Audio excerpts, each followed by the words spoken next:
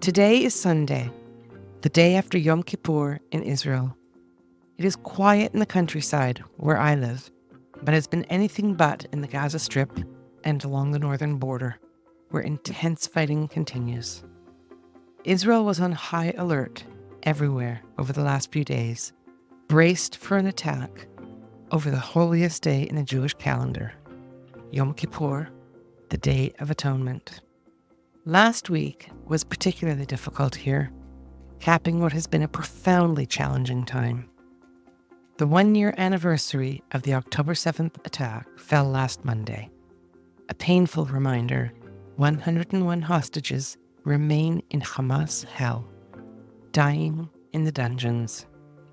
It was a dark day, even darker in some ways 1 year on, as the country continues to reckon with the complete failure of its government, army, intelligence, and security forces to protect its civilians from Hamas barbarism.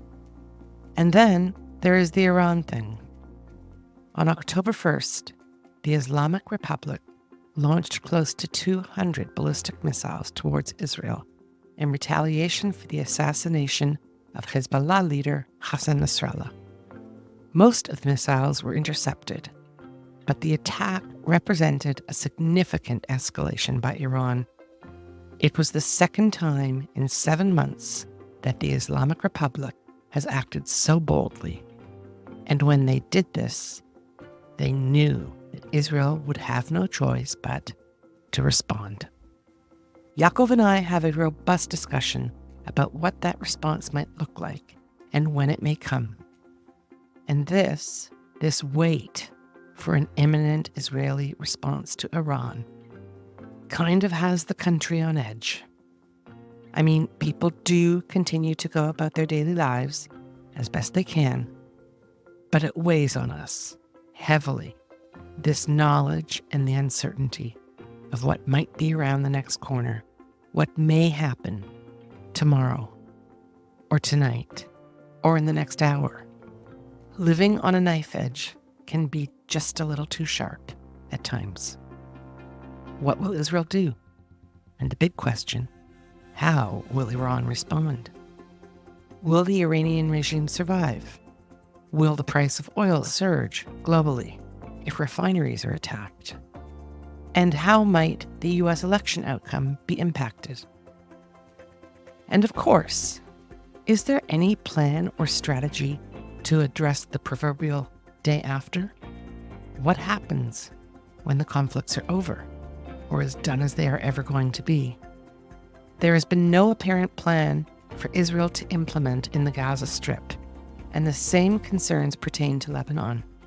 How does Israel prevent Hamas and Hezbollah from picking up where they left off? Israel cannot continue at this pace forever. We get into this today in a shorter than usual but very intense discussion. Yaakov and I were a little tight for time, but we certainly used it well. I'm Vivian Berkovich, former Canadian ambassador to Israel, and now just wanting and waiting to get on with things, to move through this never-ending state of unbearable suspense. On a lighter note, I'm also thinking of my friends and family in Canada who are celebrating Thanksgiving this weekend. Yes, it's earlier in Canada than in the United States, and it's always a glorious time of year. Fall colors, crisp air, and sunshine.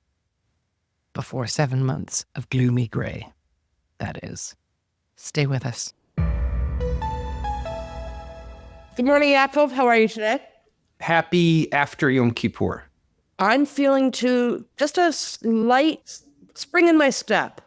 I'm feeling like we're maybe about to turn a corner in these parts, and in particular with respect to what we anticipate to be an imminent Israeli response to the Iranian attack of sort of a week ago, 2 weeks ago almost now. What about you? Let's start up north. Let's start with Iran. What do you think's going on? Israel is gearing up for retaliation and an attack against Iran. That seems to be a fait accompli. That's Right. happening. The question that remains open, what is exactly the target that Israel will be hitting in Iran? Is it nuclear? Is it oil? Is it IRGC?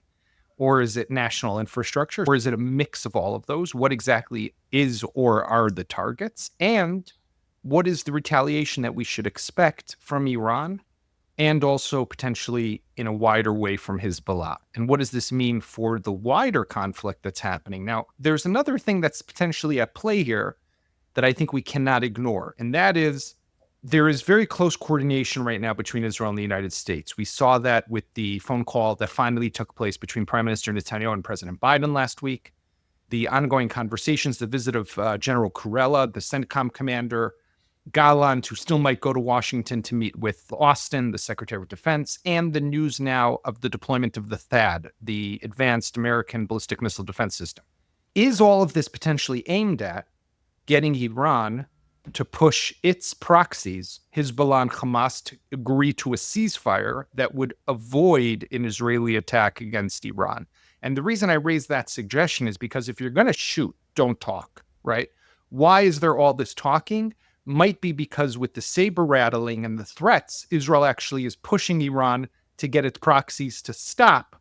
And then it even avoids having to attack in Iran. So I was reading that Iran was lobbying several European countries hard to impress upon Israel that if Israel did not attack the refineries and or the nuclear sites, that Iran would not respond militarily. But what that does suggest, if true, and let's assume for the moment that it is true, that Iran is a little concerned and possibly a little over its head now in terms of what may come at it from Israel if Israel hits the refineries and the nuke sites.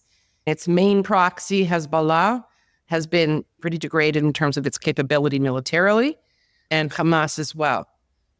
Have you heard anything about this? Iran saying, try to convince the Israelis to hold off? Listen, I've seen those reports as well. Right. It doesn't surprise me that that's happening behind the scenes, and that's part of what's going on here, right? Iran definitely doesn't want to get attacked, right? They know what Israel's capabilities are. They're not stupid. They know that Israel can cause them damage.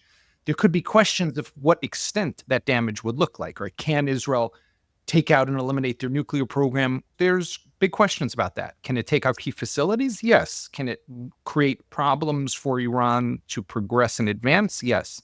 Can it destroy and cause billions of dollars in loss of revenue by striking oil?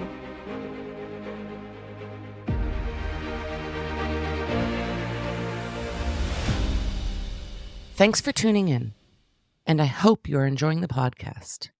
To continue listening, please go to sign up for a paid subscription, which will entitle you to access all State of Tel Aviv content and archived material, as well as comment forums and exclusive events for subscribers only. We value your patronage and hope that you decide to support us so that we may continue to provide quality content that you have come to expect from us. Think of it as the equivalent of a cup of coffee each month, because that's the cost to stay informed by an independent media outlet that brings the information and analysis to you straight up. Please go to stateoftelaviv.com to subscribe and continue listening. Thanks in the meantime for being here.